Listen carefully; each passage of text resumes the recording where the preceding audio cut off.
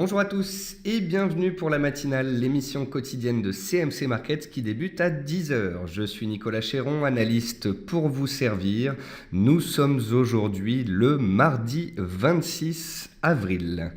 Le titre du jour est consolidation haussière des indices puisque les indices sont dans des tendances haussières, qu'ils consolident depuis la fin de la semaine dernière ainsi qu'en ce début de semaine. Malgré tout, nous avons noté des supports hier sur de nombreux indices, que ce soit sur le SP500, le DAX ou le CAC. Ces supports ont été testés, les acheteurs se sont présentés, les cours restent pour le moment orientés à la hausse et c'est la raison du titre du jour. Il faut noter que les volumes d'échanges hier sur le marché français étaient inférieurs de 25% à la moyenne des volumes habituels. En fait, les opérateurs sont attentistes, comme nous l'avons vu hier dans la matinale. On est dans des consolidations de court terme, que ce soit sur les matières premières, sur le forex, sur les indices. Les opérateurs se cherchent un petit peu, ne prennent pas particulièrement de risques, puisque mercredi et jeudi, nous avons rendez-vous avec la Fed et la BOJ, donc la Réserve fédérale américaine sur la politique monétaire américaine, puis jeudi matin, la Banque du Japon sur sa politique monétaire. Et puis en plus de cela, nous aurons de nombreuses statistiques mercredi, jeudi et vendredi. Comme je vous l'ai expliqué en ce début de semaine, ce sera une semaine qui est sous la couleur de 3 thématiques. Première thématique, les banques centrales, avec Banque de Nouvelle-Zélande, Banque américaine et Banque du Japon. Deuxième signe, les PIB, PIB américain, PIB français, PIB anglais. Et puis c'est une semaine, comme le disait le titre de la matinale d'hier, sous les couleurs américaines, puisqu'on a les ventes au détail, les logements neufs, la confiance du consommateur, le PIB, la politique monétaire. Que de chiffres américains cette semaine, et tout cela en plus des publications d'entreprises dont nous allons parler dans quelques instants. Bienvenue à tous pour la matinale, je suis très content de vous retrouver. Bonjour à tous ceux qui viennent de nous rejoindre et bonjour bien évidemment à ceux qui regardent cette vidéo a posteriori. Comme tous les matins, nous voyons ensemble cet avertissement sur les risques concernant le caractère purement informatif de cette présentation et les CFD. Je vous laisse en prendre note. Je vous invite comme d'habitude à utiliser les fonctions de chat et de questions-réponses en haut de votre écran pour converser avec moi. Comme tous les matins, nous allons voir ensemble les actualités marché, macro, les actualités et le palmarès action. Nous allons parler des statistiques passées et à venir. Nous allons voir si nous avons détecté une figure chartiste sur la plateforme de CMC. Nous allons ensuite passer sur la plateforme de CMC Markets pour regarder ensemble les indices, les actions, les matières premières, puis le forex. Et tout cela tout en répondant à vos questions. Alors, au niveau des actualités marché, le représentation de l'Indonésie à l'OPEP considère les prix autour de 45 $ comme pas mal. Ce sont ces mots et cela veut dire qu'avec la récente remontée des cours du baril de pétrole de 30 à 45, eh bien les pays de l'OPEP, pour certains d'entre eux, sont moins sous pression. Qu'est-ce que cela signifie ? Eh bien, cela signifie également que les producteurs de pétrole ne sont pas pressés, ne sont plus obligés de pointer vers un accord sur le gel de la production. Donc voilà, c'est à prendre en considération. Si les pays producteurs considèrent que 45-50 $ c'est un prix qui leur convient, eh bien il y aura beaucoup moins d'urgence à négocier un accord. Cela veut également dire que ce sera un soutien de moins pour les cours du pétrole, à moins que l'on retombe à proximité des 30-35 $. Le secteur minier est de nouveau sous pression à cause d'inquiétudes sur la vigueur chinoise. Vous savez que les Chinois sont des grands férus, des grands consommateurs de métaux. Et donc voilà, quand la Chine tourne au ralenti ou consomme un peu moins, eh bien le secteur minier en souffre. Il est de nouveau sous pression. C'est surtout sur le FTSE, l'indice anglais, qu'il y a de nombreuses sociétés minières et que l'on peut constater donc cette sous-performance. 23 analystes sur les 41 interrogés par Bloomberg attendent une intervention de Kuroda, donc jeudi, potentiellement, donc avec la réunion de la Banque du Japon jeudi matin. Les opérateurs s'attendent potentiellement à ce que les taux soient abaissés également pour les entreprises, à ce que le quantitative easing, donc le plan d'assouplissement quantitatif du Japon, soit peut-être relevé. De ce fait, cela pourrait potentiellement faire pression sur le yen et ça pourrait faire repartir à la hausse les paires telles que GBP yen, euro yen ou encore USD yen. Je parlais d'ailleurs de ce scénario éventuel sur BFM hier. J'expliquais que l'USD yen était remonté vivement au-dessus des 111 $, qu'avec les spéculations avant la Fed, donc avant le rapport du FOMC de mercredi soir, on pourrait avoir un dollar sous pression. Le dollar pourrait rester sous pression mercredi soir après le rapport du FOMC, mais si jeudi matin la BOJ venait à augmenter son quantitative easing, eh bien la paire USD yen pourrait vivement repartir à la hausse. Donc c'est un scénario spéculatif éventuel à surveiller. Côté macroéconomie, Morgan Stanley revoit sa prévision du PIB allemand de 0,3 à 0,8%, ce qui est plutôt une bonne chose puisque l'Allemagne est la locomotive européenne. Les discussions entre le gouvernement grec et les créanciers vont reprendre pour le 248e épisode d'affilée. C'est une petite boutade, mais c'est juste pour vous expliquer que le gouvernement grec, les créanciers, le FMI, tous ces officiels discutent depuis des semaines, des mois. On sait très bien que la Grèce ne pourra pas rembourser sa dette. On sait très bien que en 2022 ou 2023, je crois, les échéances seront beaucoup trop lourdes pour que la Grèce puisse rembourser. Donc il faudra bien à un moment donné, même si Christine Lagarde, directrice du FMI, ne le veut pas, il faudra potentiellement de nouveau couper une partie de la dette grecque et l'effacer, sinon la situation du pays sera impossible. L'Espagne et le Portugal pourraient recevoir des amendes pour ne pas avoir atteint leurs objectifs de déficit public en 2015. Alors vous pouvez lire ça et là que les situations de l'Espagne et du Portugal s'améliorent. Néanmoins, c'est vraiment à prendre avec des pincettes. Il va y avoir potentiellement de nouvelles élections en Espagne. La situation est complexe au niveau politique. Le chômage est toujours très élevé. Le Portugal, pareil, il n'a pas réussi à atteindre son objectif de déficit. Donc certes, peut-être que ce sont des pays qui ont eu des politiques de rigueur après la crise européenne en 2010. Ça a peut-être porté ses fruits pendant quelques temps, mais désormais, on constate bien que les problèmes de ces pays reviennent sur le devant de la scène. Et si de nouveau on avait des problèmes en Europe avec la Grèce, l'Espagne, le Portugal, potentiellement l'Italie, cela pourrait faire pression sur les indices. Donc on garde cette thématique en tête. 59% des entreprises du SP500 ont publié un chiffre d'affaires supérieur au consensus, alors que la moyenne de long terme est de 60%. Alors, si vous avez bien noté, hier, je vous ai dit que 82% des entreprises du SP500 avaient publié un résultat net supérieur au consensus. Et la moyenne est de 63%.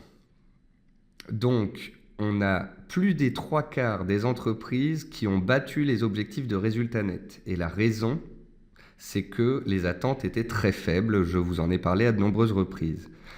Donc ça, c'était un très bon chiffre que je vous ai présenté hier. Par contre, celui qu'on voit là maintenant, 59% des entreprises ont publié un chiffre d'affaires supérieur au consensus alors que la moyenne long terme est de 60%. Ça signifie quoi ? Eh bien, ça signifie qu'en fait, de très nombreuses entreprises du SP500 voient pour la première fois en quelques années leur chiffre d'affaires baisser. Donc les chiffres d'affaires ont baissé, mais les résultats nets, même s'ils ont baissé, arrivent à court terme à être supérieurs au consensus. Moi, je vois surtout, je constate, j'en comprends que nous avons des entreprises américaines qui qui freinent, qui ont une activité moindre, qui ont des chiffres d'affaires moindres. Peut-être qu'à court terme, avec des manipulations comptables, ces entreprises ont réussi à avoir un chiffre d'affaires en baisse, un résultat net en baisse, mais un résultat net en ligne avec le consensus. Néanmoins, si les chiffres d'affaires continuent de se contracter, il va être très difficile de continuer de faire des bénéfices. Donc il faudra garder cette thématique également en tête. Les entreprises du SP500, les entreprises américaines faiblissent. C'est la première fois en 8 ans qu'on a des résultats d'entreprises qui baissent autant en ce premier trimestre 2016. Nombreux opérateurs optimistes essayent de nous expliquer que c'est un trou d'air et que la tendance des résultats à la hausse va reprendre. Pour ma part, je suis très sceptique à ce sujet étant donné les données macroéconomiques en général. Et voilà, je continue de surveiller cette thématique. Si les résultats d'entreprises américains continuent de baisser, il sera très compliqué de continuer de voir un PIB en croissance aux États-Unis. Si le pays est au ralenti, si les entreprises sont au ralenti, le PIB, lui aussi, doit ralentir. Or, si le PIB américain ralentit, ça veut dire que l'économie américaine n'est pas si florissante que la Fed nous le laisse entendre, et cela pourrait chambouler le paysage macroéconomique. Donc, gardons cela en tête. Côté entreprise, Unilever a levé 300 millions à échéance 4 ans à 0%. C'est la résultante de la politique monétaire très agressive des banques centrales qui ont mis des taux en négatif. Et c'est ainsi que des entreprises arrivent à emprunter à zéro. Les opérateurs, en fait, n'attendent pas de rémunération de l'argent, ils attendent juste de récupérer leur bille après avoir fait un investissement. La crainte des opérateurs, c'est désormais de perdre de l'argent sur un placement. Le fait de ne rien gagner, ça, à la limite, peut leur convenir. C'est très particulier, c'est historique, on n'a jamais vu ça. Cela pourrait engendrer des déstabilisations, mais pour le moment, voilà, ça engendre le fait que certaines entreprises arrivent à emprunter sans payer de frais. BP, British Petroleum, la major anglaise, a publié un résultat net de 532 millions contre une perte attendue de 245 millions de dollars.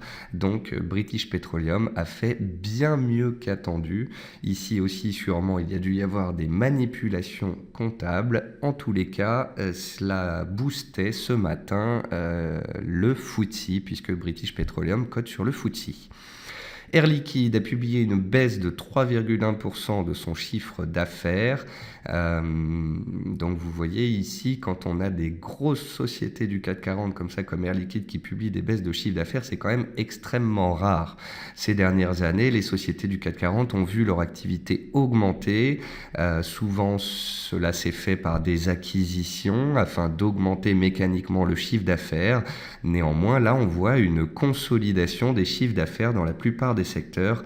On voit donc une stabilisation. Qui dit baisse des chiffres d'affaires, dit tension sur les marges, tension sur les résultats nets, c'est le cas. Il ne faudrait pas que cela dure, sinon cela viendrait peser beaucoup sur les actions en général. Safran a publié ses résultats et confirme ses objectifs. Le titre était en hausse ce matin, mais la société reste muette sur le dossier Zodiac. Il y a quelques séances, en effet, il y avait eu des rumeurs sur Zodiac selon lesquelles Safran pourrait faire une offre de rachat. Côté publication du jour, dans l'après-midi, on aura les publications de grandes entreprises américaines, Apple, eBay, Freeport, 3M, Procter & Gamble, Lockheed, Whirlpool. Cela dynamisera les échanges en début d'après-midi. Et puis ce soir, après bourse, on aura des publications européennes, françaises, Valeo, Téléperformance et TF1. Ce matin à 9h30, dans les meilleures et les moins bonnes performances du CAC 40, on retrouvait AXA qui était recherché, Klépierre, BNP. Le fait que AXA et BNP, bancaires et assureurs, soient recherchés montre que le marché est plutôt positif. Technip remonte, toujours soutenu par un pétrole qui est stable. Et puis dans les baisses, vous voyez Arcelor baissait un petit peu ce matin, les matériaux de base, les matières premières, et puis Air Liquide perdait 2% suite à la publication de ses résultats. Alors c'est marrant parce que Orange n'apparaît pas ici dans le palmarès des hausses, alors que je l'ai vu il y a quelques instants avant cette émission à plus 2%, me semble-t-il. Alors Orange a publié une note dans laquelle ils expliquent qu'à court terme, il n'y aura pas de fusion dans le secteur, il n'y aura pas d'opération dans les télécoms comme le marché l'attendait, avec notamment Orange et Bouygues. Mais par contre, à moyen long terme, Orange parle d'une concentration du secteur pratiquement obligatoire.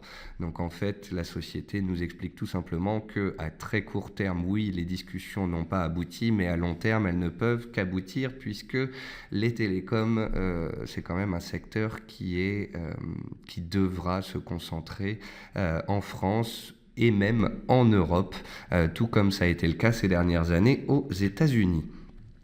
Côté statistiques passées, hier, on a eu l'indice IFO de la confiance des entreprises un petit peu inférieur aux attentes à 106,6, il était attendu à 107,1. Et puis on a eu les ventes de maisons neuves inférieures aux attentes à 511 cas contre 521 cas attendus. Aujourd'hui, à 14h30, on aura les ventes de biens durables aux États-Unis, les commandes de biens durables, excusez-moi. À 15h, on aura l'indice Case-Shiller, donc ça c'est un indice du logement.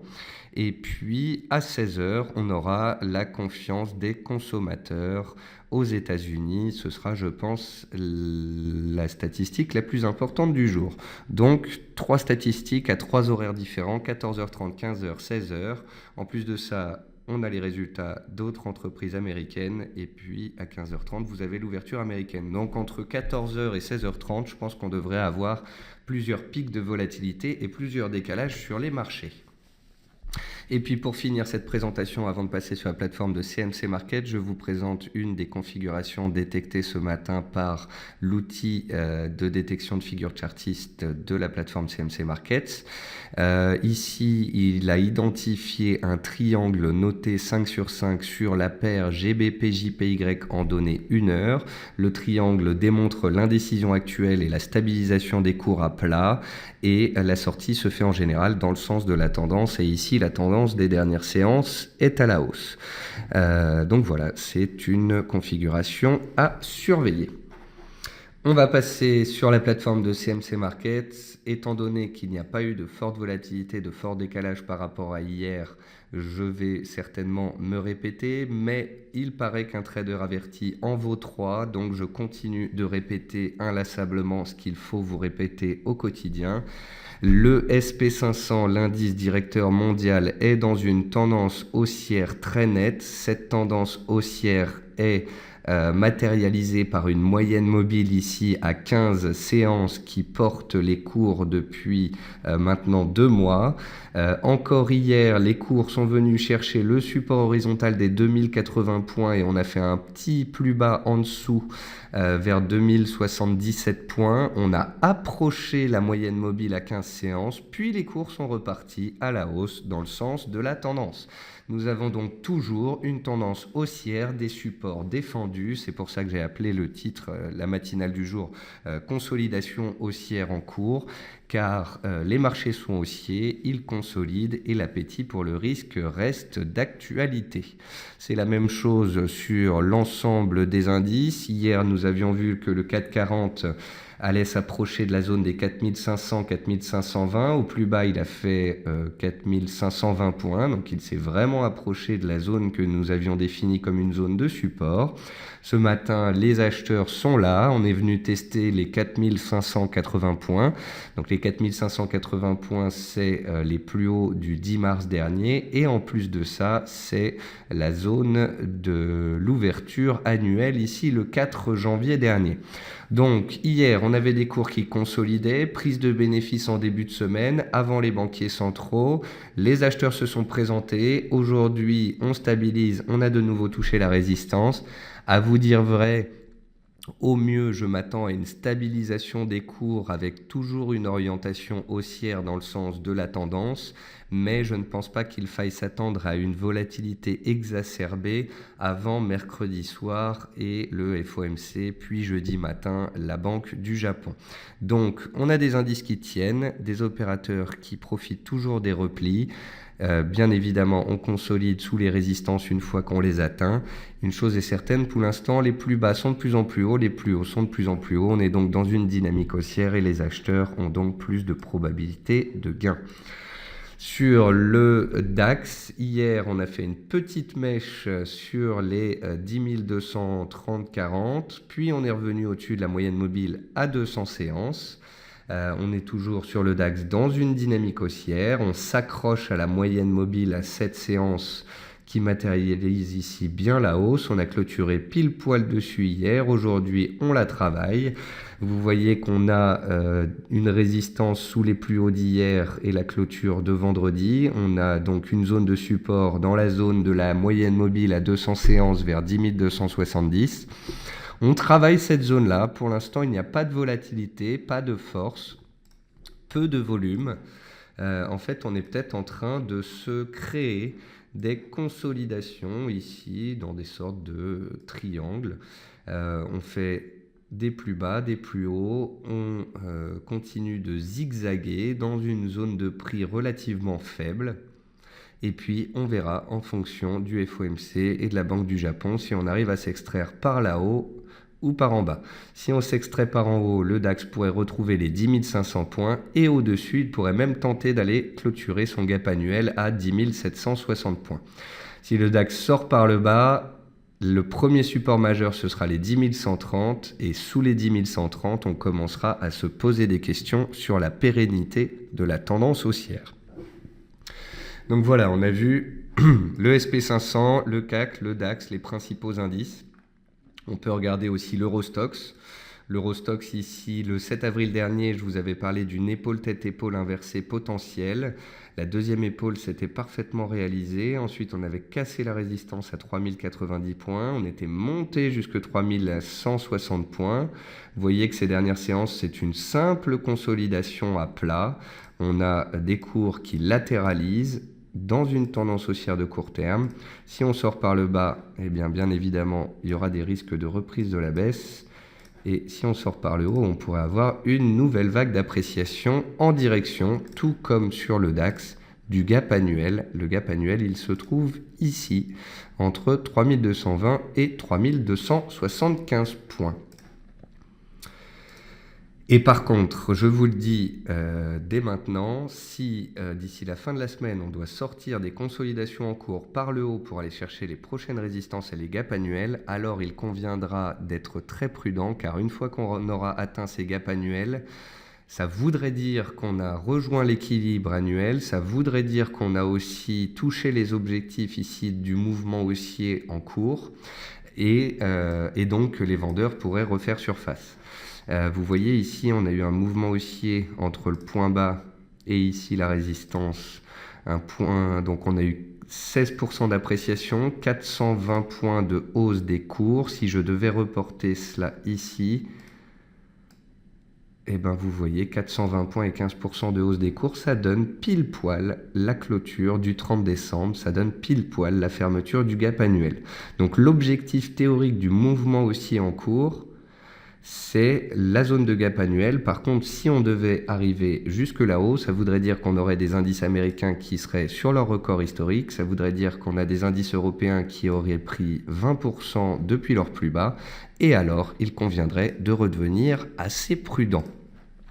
Car les ombres au tableau que nous avions en début d'année, qui étaient la Chine, qui était la Grèce, qui étaient les résultats d'entreprise, etc., toutes ces ombres au tableau n'ont pas disparu. Alors dans les baisses, Vivendi et Bouygues, ce sont des détachements de dividendes. Air Liquide, moins 2% sur ses résultats. Solocal consolide après être bien monté ces dernières séances. Attention parce qu'ici le titre a cassé ou tente de casser aujourd'hui son oblique haussière. Il faudra constater ça en cours de clôture. Eurofins se consolide après être monté suite à ses résultats, c'était hier. Peu de baisse. Dans les hausses, on a Eramet, toujours très punchy. Le titre a publié hier et consolidé sous résistance. Aujourd'hui, les acheteurs attaquent de nouveau. Si on arrive à dépasser les 30, on pourra aller chercher les 33. Ipsen est recherché. Il faut dire que le secteur pharma et biopharmaceutique est toujours très bien orienté. Parrot, je vous la montre car je la trouve très mignonne. La société a publié la semaine dernière. On a tenu la zone de support ici des 16 euros, 16,50 €. On est en train de réagir ce jour et on pourrait potentiellement aller challenger l'oblique baissière de moyen terme. Et si on cassait cette oblique baissière, un beau potentiel haussier pourrait alors se développer. Donc, surveillance sur le titre Parrot. Total Gabon, Valorex se reprennent, même si le pétrole ne monte pas, ça stabilise. Crédit Agricole, Société Générale en hausse de 2%, ça c'est une bonne chose. On avait échoué sous des résistances vendredi, hier on échouait sous ces résistances et on baissait, mais dès aujourd'hui les acheteurs de nouveau se présentent.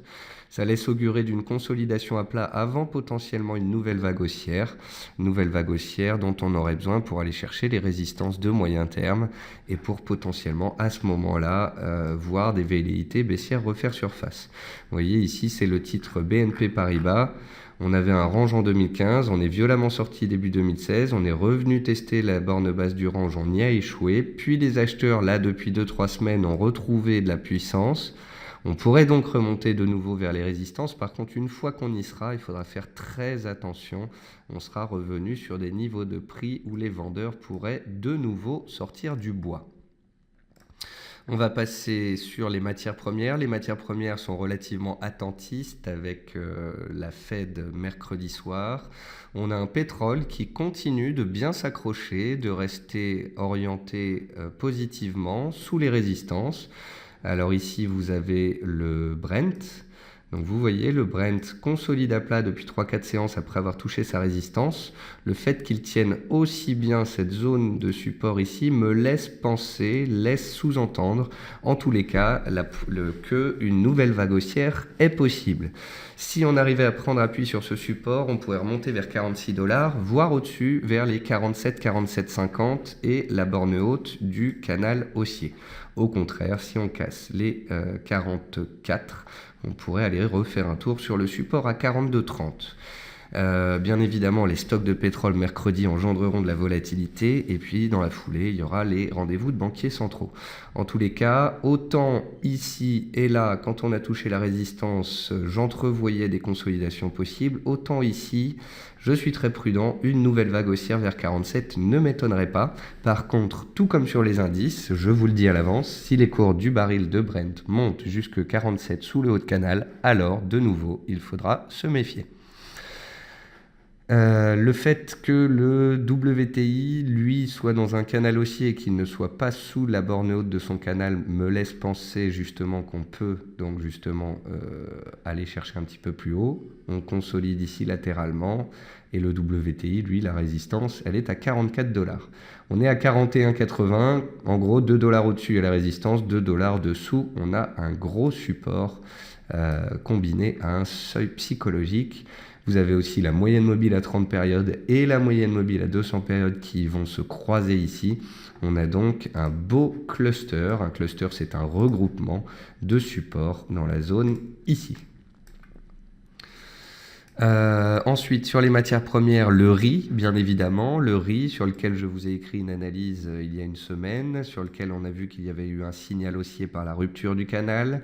Lundi, la semaine dernière, on avait ouvert pile poil sur les 10 cents par livre et puis les acheteurs avaient pris la main très rapidement.